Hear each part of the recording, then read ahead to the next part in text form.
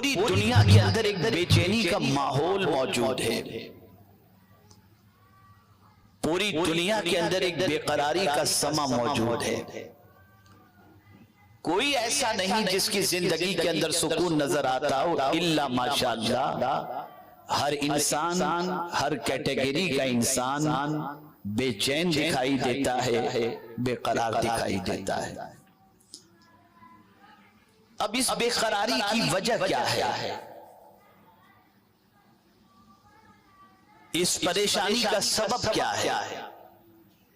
تو آج اس بے قراری کی وجہ اور اس بے قراری کا علاج، اس پریشانی کی وجہ اور اس پریشانی کا علاج مختصر سے وقت میں قرآن و حدیث کی روشنی میں پہنچانے کی کوشش کروں گا۔ اللہ رب العزت مجھے حق کہنے اور آپ سب کو حق سننے کی توفیق عطا فرمائے۔ سب سے پہلے تو آپ اپنے وجود کے بارے میں غور کریں۔ ہمارا وجود دو چیزوں سے بنا ہے، ایک ہے جسم اور ایک ہے روح۔ جسم اور روح سے ہمارا وجود قائم ہے، ہم زندہ ہیں، ہم انسان ہیں۔ جیسے ہی جسم سے روح کا رشتہ ٹوٹ جاتا ہے، نام بدل جاتا ہے، اس مردے کو اٹھاؤ، اس میت کو اٹھاؤ، کوئی نہیں کہتا اس انسان کو اٹھاؤ۔ جسم سے روح کا رشتہ ٹوٹا کہ نام بدل گیا، انسان کسی قسم کا، کسی کام کا نہیں رہ گیا۔ تو اب جسم کی حیثیت کیا ہے اور روح کی حیثیت کیا ہے؟ اسے تھوڑا سمجھنے کی کوشش کریں۔ قرآن مقدس میں اللہ عز و جل نے فرمایا اللہ خالق کل شیء، ہر چیز کو پیدا کرنے والا اللہ ہے۔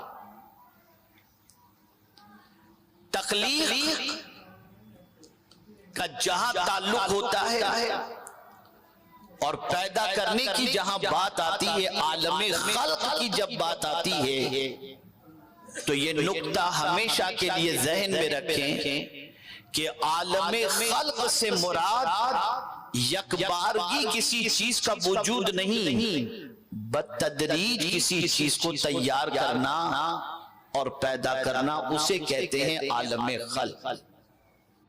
انسان کو اللہ نے پیدا کیا، لیکن بس یوں ہی پیدا نہیں ہوا، بلکہ نطفہ، خون، گوشت، ہڈی، بعد میں اس کی زندگی کے 4 ماہ گزرے، پھر اس کے اندر روح پھونکی جاتی ہے۔ ایسا نہیں کہ انسان تو پیدا ہو جائے، انسان پیدا ہو گیا، نہیں، بتدریج انسان پیدا ہوتا ہے، اسٹیپ بائی اسٹیپ انسان کا وجود عمل میں آتا ہے۔ اللہ رب العزت جل جلالہ نے آسمان کو پیدا فرمایا، زمین کو پیدا فرمایا، ڈائریکٹ نہیں فرما دیا کہ اے زمین بن جا، آسمان تو بن جا، بلکہ قرآن کہتا ہے فی 6 ایام، 6 دنوں میں اللہ نے آسمان و زمین کو پیدا فرمایا، اسٹیپ بائی اسٹیپ، تدریج۔ جب خلق کا تعلق ہو تو وہاں پر مراد یہ ہوتا ہے کہ اسٹیپ بائی اسٹیپ، بتدریج اگر کسی چیز کو اللہ پیدا کرتا ہے تو اسے کہتے ہیں عالم خلق۔ اور ایک بار اس نے حکم دے دیا ہو جا اور وہ چیز وجود میں آ گئی تو اسے کہتے ہیں عالم امر۔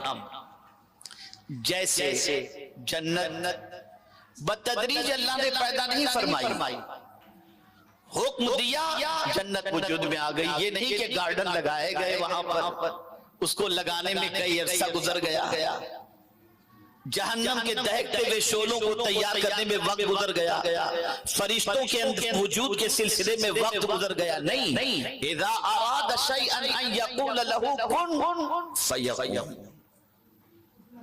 تو عالم امر کا جو معاملہ ہوتا ہے اس کا تعلق یہ ہے کہ اللہ حکم دے دے وہ چیز وجود میں آ جاتی ہے، اور عالم خلق کا معاملہ بتدریج کا ہوتا ہے، اسٹیپ بائی اسٹیپ کا ہوتا ہے۔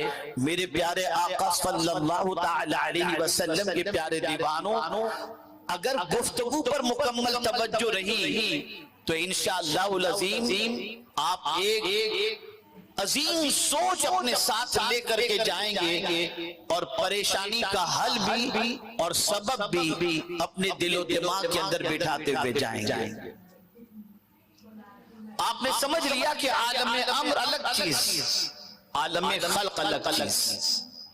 عالم خلق کا معاملہ بتدریج کا ہے، عالم امر کا معاملہ حکم دیا وجود میں آ گئی۔ تو ہمارا جسم دو چیزوں سے بنا ہے، ہمارا وجود دو چیزوں سے بنا ہے، جسم اور روح۔ جسم کا تعلق عالم خلق سے ہے اور روح کا تعلق عالم امر سے ہے۔ یہ دونوں چیزوں کے سنگم کا نام انسان کا وجود ہے۔ اگر دونوں میں سے ایک چیز جدا ہو جائے تو انسان کہلاتا نہیں، اس کا نام کچھ اور ہوتا ہے، جسے میں قرآن کی روشنی میں سمجھاؤں تو اللہ عز و جل ارشاد فرماتا ہے ہمارا جسم نہ تھا، روح موجود تھی عالم ارواح میں، لیکن رب نے زندہ ہمیں نہیں فرمایا کنتم امواتا، تم مردہ تھے۔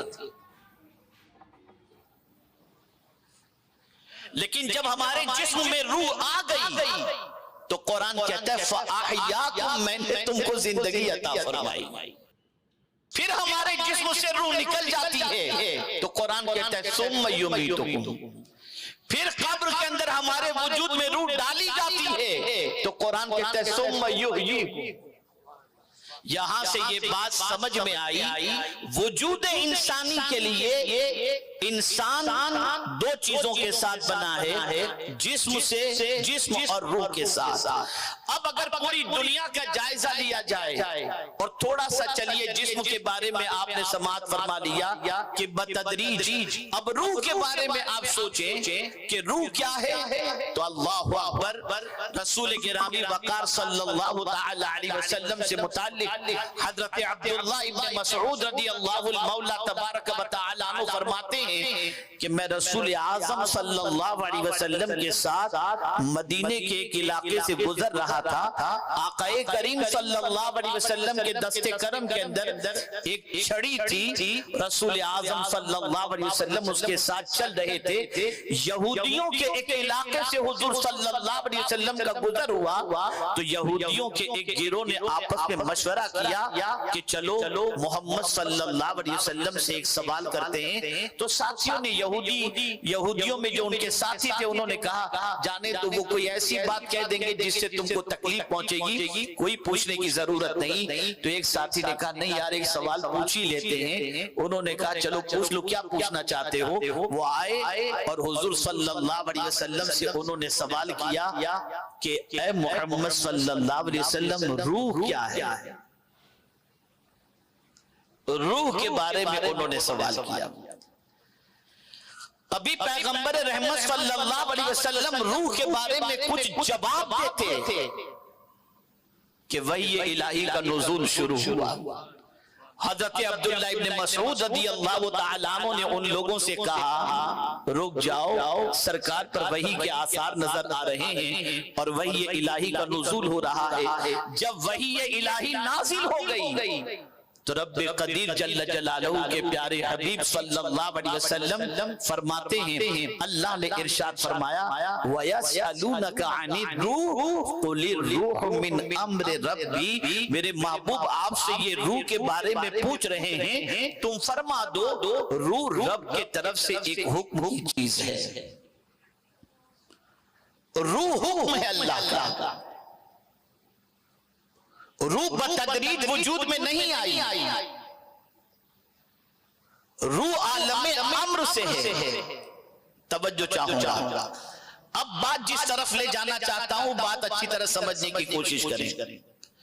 روح جسم میں اہم ہے یا جس روح کے لیے اہم ہے. سمجھو، ایک انسان کے جسم سے اگر روح نکل جائے وہ انسان بے قیمت ہو جاتا ہے. اس انسان کو باپ بھی اس میت کو گھر میں رکھنے کے لیے تیار نہیں. ویڈیو کیسی لگی کمنٹ میں ضرور بتائیں، اور ویڈیو کو لائک اور شیئر کریں، اور ہمارے چینل کو سبسکرائب کریں.